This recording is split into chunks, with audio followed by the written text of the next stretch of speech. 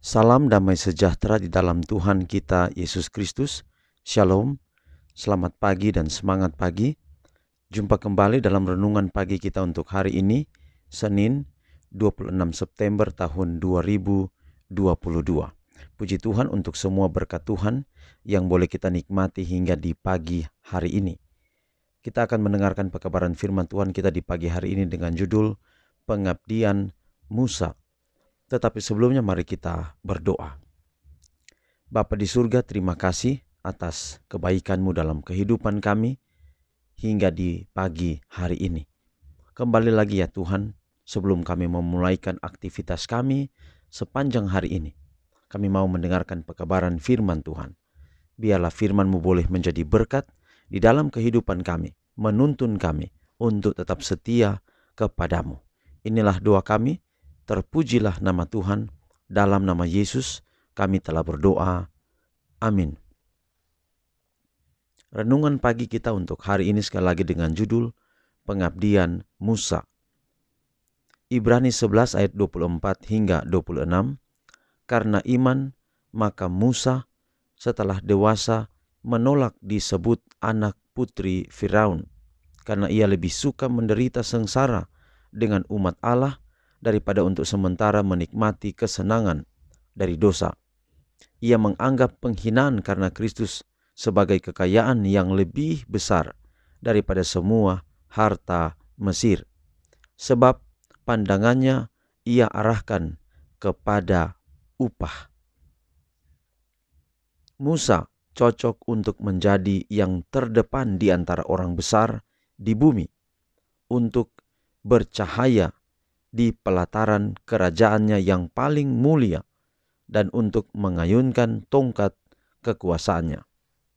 Kehebatan intelektualnya membedakannya di atas orang-orang hebat dari segala usia.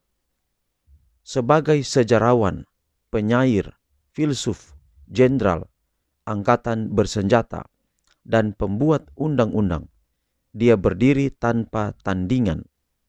Namun, dengan semua kesenangan dunia di hadapannya, dia memiliki kekuatan moral untuk menolak tawaran kekayaan, kebesaran, dan ketenaran serta sanjungan. Musa lebih memilih untuk menderita bersama umat Allah daripada untuk sementara menikmati kesenangan dosa. Musa telah mendapat penjelasan sehubungan dengan upah terakhir yang akan diberikan kepada hamba-hamba Tuhan yang rendah hati dan taat, sehingga keuntungan duniawi tidak ada artinya jika dibandingkan dengan upah surgawi. Istana Firaun yang megah dan tahta raja disediakan sebagai bujukan bagi Musa, tetapi dia tahu bahwa kesenangan dalam dosa yang membuat manusia melupakan Tuhan akan dibawa ke dalam penghakimannya.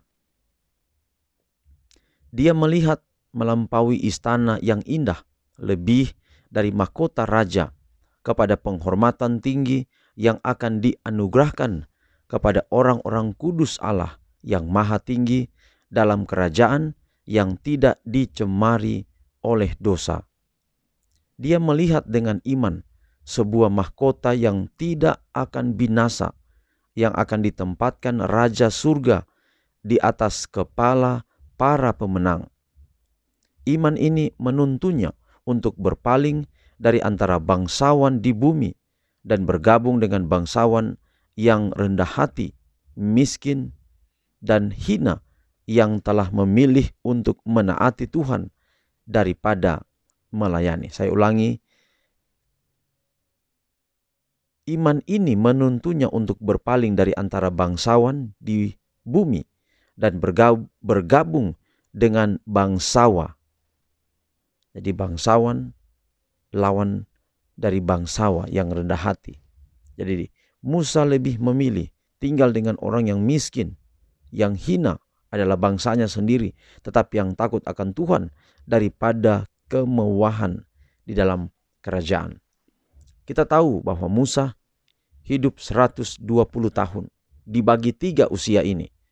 40 tahun pertama dia hidup di Mesir, dia masih ada dekat dengan bangsanya, walaupun saat itu dia sebagai putra daripada Firaun.